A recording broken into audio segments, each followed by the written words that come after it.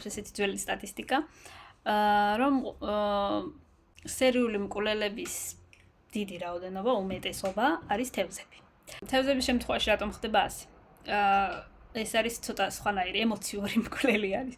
სერიული მკვლელების უმრავლესობა არის ყოველთვის დაფუძნებული ემოციებზე, ხო, რაღაც კონკრეტული მოტივი აქვს დაფუძნებული ემოციებზე, ანუ რთული ბავშვობა, ან რაღაც კონკრეტული ტრავმები, ანუ მთლიანად ეს არის ემოციური პრობლემა.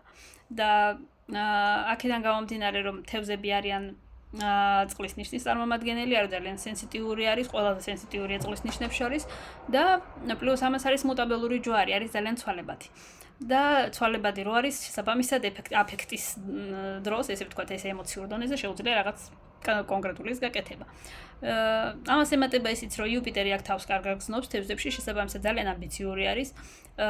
ნეპტუნი ყავს მმართველი და შესაბამისად არის ძალიან ინტუიციური, ანუ მოქმედებს ძალიან ინტუიციურად, ემპათიურია, ძალიან გრძნობს ადამიანის ხასიათს, ანუ ძალიან ისეთი კარგი მანიპულატორია თევზი ზოგადად, იმიტომ რომ ინტუიციურ დონეზე ადამიანს გრძნობს თავიდან ბოლომდე.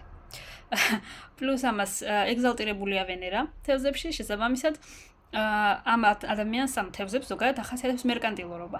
ახასიათებს ფინანსების სიყვარული, ახასიათებს კომფორტის მოყვარული არის, ესე ვთქვათ, სილამაზის ყველაფრის ესეთი კარგი რაც არის, ანუ ვენერას თემა რაც არის, იგივენაირად კომფორტი და ფული ყველაფერი ძალიან მოსწონს და უყვარს თევზებს.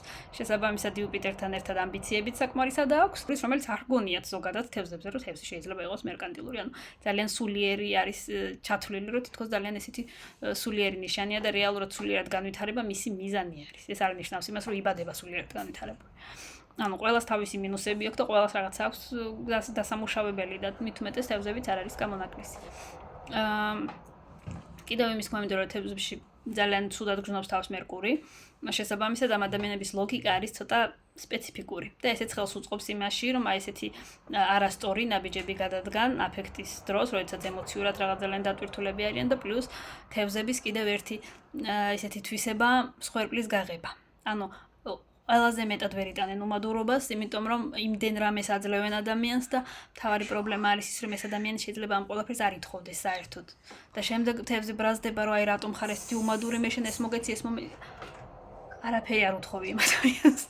ნებაყოფლობითი არის, ესე ვთქვათ, მსხვერპლის გაღება და შემდეგ წუხს იმაზე, რომ აი რატომ არავინ მადლიერი არ არის. აი ესეთი მომენტი ახასიათებს.